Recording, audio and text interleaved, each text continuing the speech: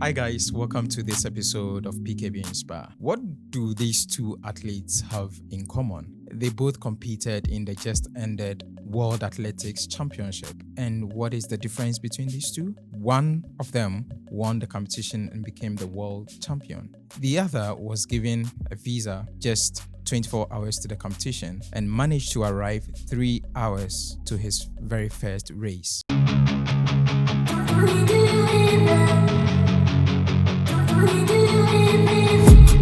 I've been dreaming on in my head like I've seen it. A life worth living is a life with meaning. These athletes train their entire lives. They push the human body to the absolute limits, only to go through this ordeal. To me, does not make sense. Why would a world championship competition give one athlete a head start, literally, and then at the end of the day expect us to celebrate whoever wins this competition? Yes, Ferdinand Omanyala arrived just 3 hours to his first race at the World Athletics Championship. Imagine this, that you were preparing for your very final examination as a class, and one student, or even 2 or 3 students, were given 1 hour head start. The exam is 3 hours. 3 students were given 1 hour head start, and the rest of you will join in after an hour for no reason, and you're expected to end the exam at the same time. And these 3 students come out with the top grades in the class, and you're expected to celebrate them? Doesn't make sense to me. The mental fortitude it requires to be an athlete. These athletes, like Ferdinand, they push the human body to the precipice, to the absolute limits. They train their entire lives. They build these competencies, get sponsorship for these events. And some of these sponsorships are tied to their performance at these global events, only to be given his visa 24 hours to the competition. Something doesn't add up. And so I thought that, well, maybe this is just a one-off situation. A few weeks down the line, the Commonwealth Games also begin. 2 of Ghana's 4x100 teammates had to sit out of the competition due to visa issues. And then there was Deborah Aqua, who is a long jumper, Ghana's record-setting long jumper. She also was given her visa 48 hours to the competition, and eventually she managed to pull through and she came 3rd. And that got me thinking, what if she had arrived on time, had enough rest, not having to go through, that trepidation of possibly missing out? Maybe she would have taken the gold. Remember that Ferdinand Omanyala is the fastest man on the continent of Africa. So if the fastest man could not get a visa on time to compete on the World Athletics competition, how much more a startup founder in a small town with an innovative idea? How is he going to compete if the playing ground is already skewed?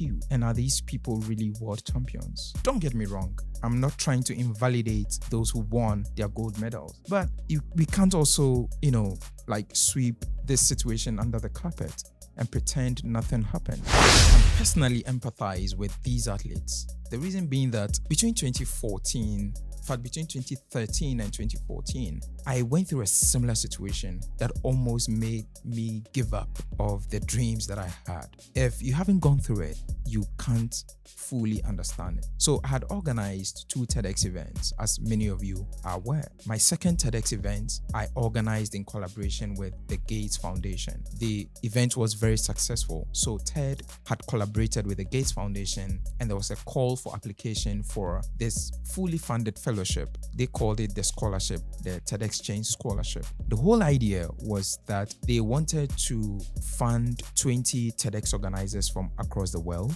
through a competitive application process. And they were also going to fund an entire trip to the United States to attend a TED conference. And they had planned activities for us to network with potential investors, other TEDx organizers. And for those of you who follow TED, you know the kind of people that attend TED conferences. They've hosted the likes of Elon Musk, Bill Gates, and so forth. So for me as a young social entrepreneur, that was something that caught my eye. I said, I needed to apply for this. So went through the rigorous application processes, did all the interviews, and eventually I got selected. Just to give you perspective, there were 20 of us selected from across the world. 6 of us from Africa, 2 from West Africa, myself and my counterpart from Nigeria. I was ecstatic. I got all the documentation in place. Ted sent me all the invitation letters. I got reference letters from the Gates Foundation vouching that they were paying all my expenses. In fact, they were spending more than $100,000 on each one of us. And they were also vouched for the fact that I'll be under their care and so forth. I dressed up for my interview. The interview lasted shorter than I thought it was going to last. I was asked 3 main questions. The first question was which part of the United States I was going to, give them the city and the purpose of my visit, of course. And they asked how I was going to fund the trip. Told them the trip was being funded by the Gates Foundation in collaboration with TED. And of course, I mentioned that I had all the documentations if they wanted to see. He said, nah, they don't need that. And the last question that was the basis for refusing my visa was, are you married and do you have kids? I said, no, I'm not. I'm doing my MBA, just finalizing my thesis, a few months to graduation. So I'm still a student. I'm not yet ready to get married or have kids. Before I could finish answering that last question, immediately I said no. The refusal template was printed out and handed over to me. And that was it. I remember how devastated I was. I had traveled from Kumasi to Accra for this interview. I can fully relate with these athletes. It took me months to overcome this whole episode. And so I'm just thinking what Ferdinand Omanyala is going through right now. Eventually, he did not take any medal. But can you blame him? Can Africa blame her champion, the fastest man on the continent? Can we blame Ferdinand for not taking a medal? No, not in a million years. How on earth does a champion of a continent stretched to this extent over a visa to compete at the world champion? So I have been thinking about this and I just want to encourage you today. Maybe you were supposed to get a visa to pitch your idea or your company to some investors. Maybe like Ferdinand and like Deborah Aqua, you were given a visa probably 2 hours to the pitching event or 24 hours to the pitching event, and there was no way you could make it. A missed opportunity. But do you give up? No. Just like these athletes that I've mentioned, they have not given up. They are still pushing. They'll come next year. They'll come next 4 years for the Olympics competition. They would still prove a point that they are the best from the continent. Prove to yourself, prove to your community that you are the best at what you do. Do not get discombobulated because of these constraints. Don't give up because of some of these things that happen. Whatever the case, whatever the situation, know that someone somewhere believes in you and is waiting for your breakthrough. Bye-bye.